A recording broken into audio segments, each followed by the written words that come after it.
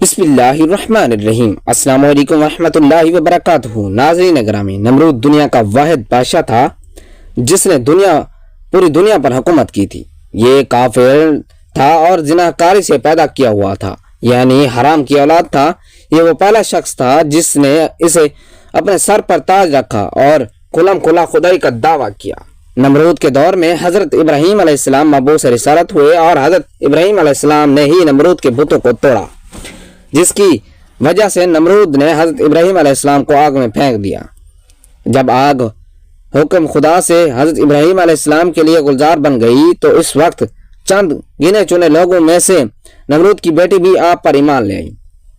جب نمرود کو اس بات کی خبر ہوئی تو اس نے اپنی بیٹی کے ساتھ کیا سلوک کیا، نمرود کی آگ میں حضرت ابراہیم علیہ السلام کے ساتھ کون سے واقعات پیش ہیں، یہ آگ کتنے عرصے میں تیار کی گئی، اللہ تبارک و تعالیٰ نے چھپکلی کو مارنے کا حکم کیوں دیا اور مینڈک کو مارنے سے منع کیوں فرمایا، یہ سب باتیں جاننے کے لیے ویڈیو کو آخر تک ضرور دیکھیے گا۔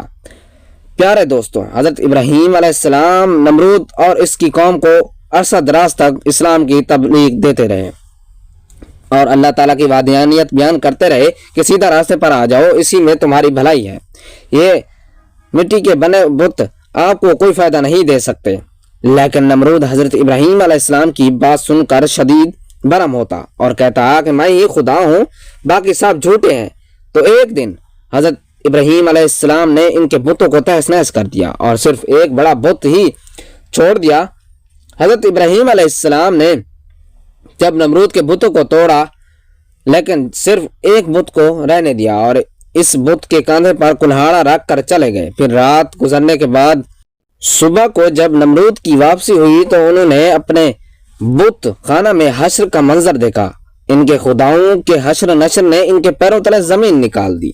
اس واقعے کی خبر سب سے پہلے نمرود کو دی گئی۔ نمرود نے کہا کہ جب کسی کو دیکھا نہیں گیا تو کسی کو سزا کیسے دی جا سکتی ہے۔ اس پر ان لوگوں نے جنہوں نے حضرت ابراہیم علیہ السلام کو یہ کہتے ہوئے سنا کہ خدا کی قسم میں تمہارے بتوں کو ڈھیر کر دوں گا، نمرود سے کہا کہ یہ کام صرف ابراہیم کا ہے۔ نمرود نے کہا کہ میں صرف تمہارے لیے کہنے پر سزا نہیں دوں گا، ضروری ہے کہ اس کو گرفتار کر کے سر عام لایا جائے۔ چنانچہ اس نے ان کی گرفتاری کا حکم دیا اور حضرت ابراہیم علیہ السلام کو گرفتار کر کے نمرود کے دربار میں حاضر کر دیا۔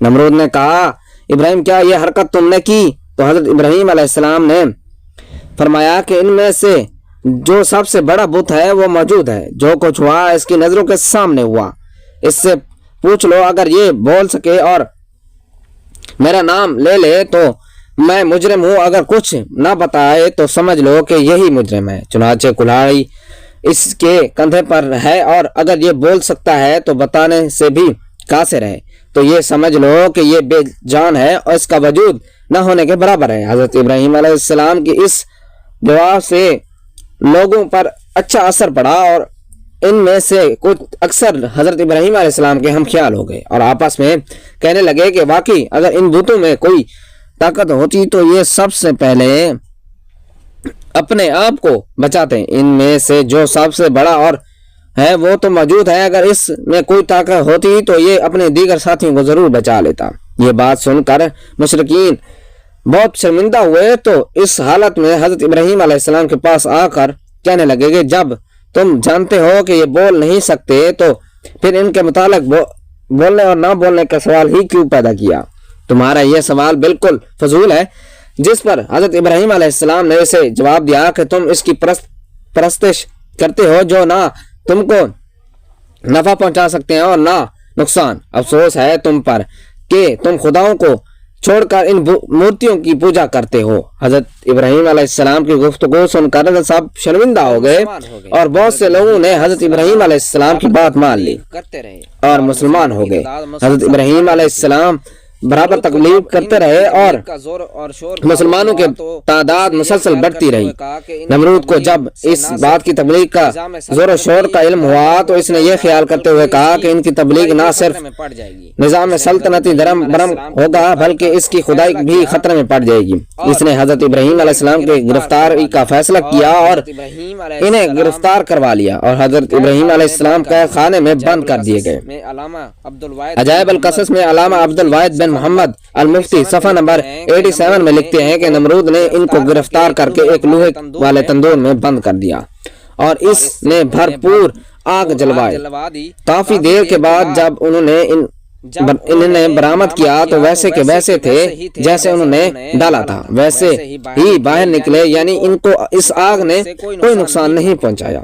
نمرود نے حکم دیا کہ ان کو قید خانے میں بند کر دیا جائے اور ان کو ختم کرنے کا کوئی حل تلاش کیا جائے۔ چنانچہ انہوں نے ایک روایت کے مطابق 40 دن جیل میں رکھا اور ایک روایات کے مطابق انہیں نظر آتش کرنے کا فیصلہ کیا۔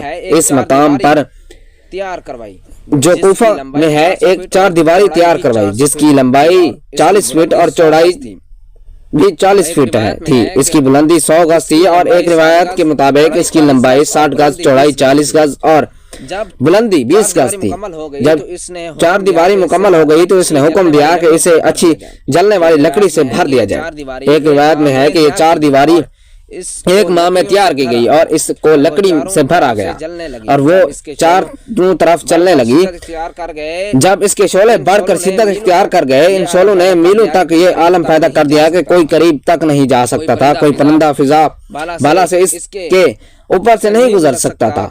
آگ کو بھڑکانے میں 4 دیواری کے باہر بھی لکڑی جمع کی گئی، آگ تو جلا دی گئی، لیکن اب کوئی ایسا راستہ نہ تھا جو حضرت ابراہیم علیہ السلام کو آگ میں ڈالا جا سکے، کیونکہ کوئی آگ کے قریب جا نہیں سکتا تھا۔ لوگ اس کشمکش اور مشورے میں تھے کہ شیطان نے انہیں منجنی یعنی بہت بڑا غلال بنانے کا مشورہ دیا۔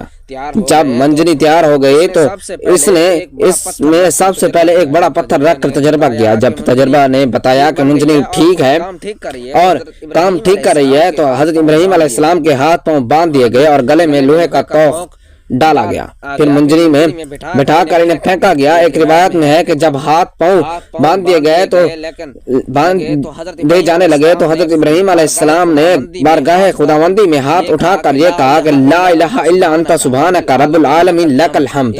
ایک روایت میں ہے کہ اسی دوران میں آسمان کے معزز فرشتے بارگاہ خداوندی میں حاضر ہو کر عرض کرنے لگے، اے پروردگار، روئے زمین پر ایک ابراہیم تو ہے جو تیری وحدانیت کی تبلیغ کر رہا ہے، اب انہیں بھی نظر آتش کیا جا رہا ہے۔ اے ہمارے مالک، آپ ان کو بچانے کے لیے ہم کو حکم دیں۔ ہم حکم ہوا کہ جاؤ، اگر ابراہیم تمہاری مدد قبول کر لے بے شک تم ان کی مدد کرو۔ اور وہ فرشتہ زمین پر نازل ہوئے اور حضرت ابراہیم علیہ السلام کی خدمت میں مدد کرنے کی خواہش کی۔ حضرت ابراہیم علیہ السلام نے امداد قبول کرنے سے انکار کر دیا۔ پھر وہ فرشتہ آیا جو ہوا اور پانی میں متعین ہے کہ ایک فرشتے نے کہا کہ آپ کہیں تو ہم آندھی کے ذریعے سے آگ کو منتشر کر دیں۔ آپ نے فرمایا کہ موقع امتحان میں ہوں، مجھے تمہاری امداد کی ضرورت نہیں۔ پھر پانی والا فرشتہ آگے بڑھا اور اس نے بھی کہا اگر آپ کہیں تو پانی برسا کر آگ کو بجھا دوں۔ ارشاد ہوا کہ ضرورت نہیں۔ الغرض حضرت ابراہیم علیہ السلام کو منجنی میں رکھ کر پھینکا گیا اور ہوا میں اڑتے پھرتے جا رہے تھے کہ حضرت ابراہیم علیہ السلام نے آگے بڑھ کر استقبال کیا اور ان سے ملاقات کر کے کہا کہ اے ابراہیم، کوئی حاجت ہے تو بتاؤ۔ آپ نے فرمایا بے شک ہے، لیکن تم سے نہیں۔ جبرائیل علیہ السلام نے کہا کہ اچھا مالک ہی کی طرف رجوع کرو۔ کہا سوال کی ضرورت نہیں ہے، ہمارا حال کافی ہے، اس علم ہونا ہی کافی ہے۔ مختصر یہ کہ حضرت ابراہیم علیہ السلام بھڑکتی ہوئی شعلوں میں پہنچے، پھر نیچے کی طرف جا کر آگ کے درمیان میں وارد ہوئے۔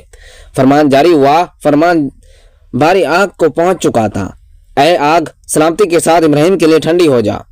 آگ گلزار بن گئی، پھولوں کی کثرت ہوئی۔ ایک روایت میں ہے کہ فرشتوں نے حضرت ابراہیم علیہ السلام کا زمین پر بٹھا دیا اور ان کے بیٹھتے ہی ان کے قریب چشمہ جاری ہو گئے، گلاب کے پھول کھل گئے۔ حضرت ابراہیم علیہ السلام جو ہی وسط میں پہنچے، حضرت جبرائیل علیہ السلام نے فوراً پھولوں کا ایک تخت بھیج دیا اور حضرت ابراہیم علیہ السلام کو اس پر بیٹھا دیا۔ ان کے تخت پر بیٹھتے ہی چشمہ جاری ہو گیا اور ارد گرد پھولوں کے درخت نمایاں ہو گئے۔ ایک روایت میں ہے کہ جلی ہوئی لکڑیوں کے باقی حصے جو جلنے سے رہ گئے تھے، اسے حضرت جبرائیل علیہ السلام نے زمین میں نصب کر دیا اور اس سے ہرے بھرے درخت پیدا ہوئے جن میں تازہ پھل لگے۔ آگ میں ڈالے گئے تو چھپکلی دور بیٹھی ہوئی آگ کو پھونک رہی تھی، اس لیے خدا نے انہیں مارنے کا حکم دیا، اور مینڈک دور سے منہ میں پانی لے کر نمرود کی آگ کی طرف پھینک رہا تھا تاکہ وہ بجھ جائے اور حضرت ابراہیم علیہ السلام بچ جائیں، اس لیے خدا نے اس کو مارنے سے منع فرمایا۔ الغرض حضرت ابراہیم علیہ السلام حکم خدا سے آگ کے گلزار میں بیٹھے ہوئے خدا کو یاد کر رہے تھے، اور ایک روایت کی بنا پر 3 دن اور ایک روایت کی بنا پر 7 دن اسی آگ کے گلزار میں رہے۔ اسی دوران میں نمرود نے اپنی مینار سے حضرت ابراہیم علیہ السلام کی طرف دیکھا تو حیران و پریشان رہ گیا۔ حضرت ابراہیم علیہ السلام جنت نما گلزار میں پرسکون بیٹھا ہوا ہے اور اللہ کی تسبیح پڑھ رہے ہیں، چنانچہ اس کے ذہن میں تھا کہ وہ آگ میں اب تک راکھ بن گئے ہوں گے۔ جب اس حال میں دیکھا تو حیران ہوا، کیونکہ اسے یہ خیال پیدا ہو گیا کہ جب انہیں آگ نہیں جلا سکی اور جب کہ آپ صحیح سلامت برآمد ہو گئے تو لازماً میرے لیے اور زیادہ نقصان دہ ثابت ہوں گے۔ یہ سب کچھ سوچ کر اس نے اپنے کارکن کو حکم دیا کہ منجنی کے ذریعے ابراہیم علیہ السلام پر پتھر پھینکے جائیں، چنانچہ بہت بڑے بڑے پتھر اس میں رکھ کر پھینکے گئے۔ روایات عجائب القصص صفحہ نمبر 88 ایک مقام پر میں ہوا میں جمع ہو گئے اور بحکم خدا بادلوں کی صورت اختیار کر گئے، برسنے لگے، جس کے نتیجے میں اس کے حصے کے علاوہ جو گلزار بنا ہوا تھا، جس قدر بھی آگ اس طویل 4 دیواری میں تھی، سب بجھ گئی۔ دنیا میں سب سے پہلے جو منجنی بنائی گئی وہ وہی تھی جس میں رکھ کر حضرت ابراہیم علیہ السلام کو آگ میں ڈالا گیا تھا۔ یہ منجنی کوفہ کے ایک گاؤں میں واقع ہے، شیطان کے ہاتھوں بنی تھی۔ آیات القبول کے صفحہ نمبر 90 میں تحریر ہے کہ حضرت ابراہیم علیہ السلام کے جب ہاتھ پاؤں باندھ کر منجنی میں رکھا گیا تو ان کا چچا زاد جو نمرود کا وزیر تھا حضرت ابراہیم علیہ السلام کے پاس آئے اور ان کے منہ مبارک پر ایک تماچا مار کر کہا کہ اب بھی اپنے حرکت سے باز آ جائیں، آج نمرود کی خدائی کو تسلیم کر لیں۔ حضرت ابراہیم علیہ السلام نے فرمایا کہ جو خدا ہے خدائی اسی کی تسلیم کی جائے گی، اور اس کی تسلیم شدہ ہے، یہ نہ خدا ہے نہ اس کی خدائی نہ مانی جا سکتی ہے۔ ایک حدیث میں ہے کہ جب حضرت ابراہیم علیہ السلام کے لیے آگ ٹھنڈی ہوئی تو اس کا اثر 3 دن تک دنیا کے تمام آگ پر رہا اور اس میں ٹھنڈک آ گئی۔ ان کا بیان تھا کہ آتش نمرود کے گلزار بننے کے واقعات اور اس وقت کے دیگر حالات دیکھ کر حضرت لوط علیہ السلام اور جناب سارہ نے اپنے ایمان ظاہر کیا اور نمرود کی بیٹی رازا بھی ایمان لے آئی۔ حضرت لوط علیہ السلام حضرت ابراہیم علیہ السلام کے چچا زاد بھائی تھے اور جناب سارہ چچا زاد بہن تھی، بہت ہوشیار لڑکی تھی۔ اس نے جب حضرت ابراہیم علیہ السلام کی آگ میں ڈالے جانے کو دیکھا تو بڑا اصرار سے اپنے والد کو راضی کر لیا، اسے اس مینار پر جانے کی اجازت دے دی۔ پھر سب لوگ بیٹھ کر حضرت ابراہیم علیہ السلام کو دیکھ رہے تھے، چنانچہ نمرود نے اجازت دے دی اور وہاں اس مینار پر جا پہنچی۔ وہاں پہنچ کر اس نے حالات دیکھے۔ اسے یہ دیکھ کر بہت تعجب ہوا کہ اب گلزار بن گئی اور پھولوں کا تخت ان کے لیے لایا گیا۔ اس نے بے ساختہ آواز دے کر دے دی، اے ابراہیم، میں یہ کیا دیکھ رہی ہوں، یہ حالات کیوں کر پیدا ہو گئے؟ خدا نے اس کی آواز حضرت ابراہیم علیہ السلام تک پہنچا دی۔ حضرت ابراہیم علیہ السلام نے جواب دیا، جس کے دل میں اللہ کی معرفت ہو اسے آگ نہیں جلا سکتی۔ اس نے کہا کہ کیا مجھے اجازت ہے کہ میں آگ میں آپ تک آ جاؤں؟ تو حضرت ابراہیم علیہ السلام نے فرمایا کہ ہاں تم آ سکتی ہو، لیکن ایک شرط پر کہ اگر تم کلمہ پڑھ لو۔ تو اس نے کلمہ پڑھا اور چپکے سے اتر کر حضرت ابراہیم علیہ السلام کے پاس جا پہنچی۔ جب آپ کے قریب پہنچی تو اسے آگ نے کسی حصے پر نقصان نہیں پہنچایا اور وہ حضرت ابراہیم علیہ السلام تک چلی گئی۔ وہاں پہنچ کر اس نے اپنے ایمان کی تجدید کی اور واپس اپنے گھر باپ کے پاس چلی گئی۔ نمرود کو جب اپنی بیٹی کے ایمان لانے کا واقعہ معلوم ہوا تو وہ آگ بگولا ہو گیا اور اپنی بیٹی سے کہنے لگا کہ توبہ کر، لیکن اس نے توبہ کرنے سے انکار کر دیا۔ پھر اس نے ڈرایا مگر اس نے پرواہ نہ کی۔ نمرود جب اسے یعنی اپنی بیٹی کو سمجھانے سے عاجز ہو گیا تو اس نے اپنی بیٹی کو جلادوں کے حوالے کر دیا۔ جلادوں نے اسے دھوپ میں لٹا کر اس کے ہاتھوں پاؤں میں میخیں ٹھوکیں۔ ادھر جلادوں نے اسے سزا دی، ادھر اللہ تبارک و تعالیٰ نے حضرت جبرائیل علیہ السلام کو حکم دیا کہ میری کنیز کو وہاں سے تندرست کر کے حضرت ابراہیم علیہ السلام تک پہنچا دو۔ یہ واقعہ حضرت ابراہیم علیہ السلام کی آگ سے نکلنے کے بعد کا ہے۔ حضرت جبرائیل علیہ السلام نے نمرود کی بیٹی رازا کو حضرت ابراہیم علیہ السلام کی خدمت میں پہنچا دیا، چنانچہ وہ انہی کے پاس رہی۔ بالآخر حضرت ابراہیم علیہ السلام نے رازا کی شادی آپ نے اپنے فرزند مدین کے ساتھ کر دی، جو کہ حضرت ابراہیم علیہ السلام کی بیوی کتورہ سے تھا۔ پھر اللہ تبارک و تعالیٰ نے یہ عزت دی کہ ان کے سلسلہ نسب سے بہت سے انبیاء کرام پیدا ہوئے۔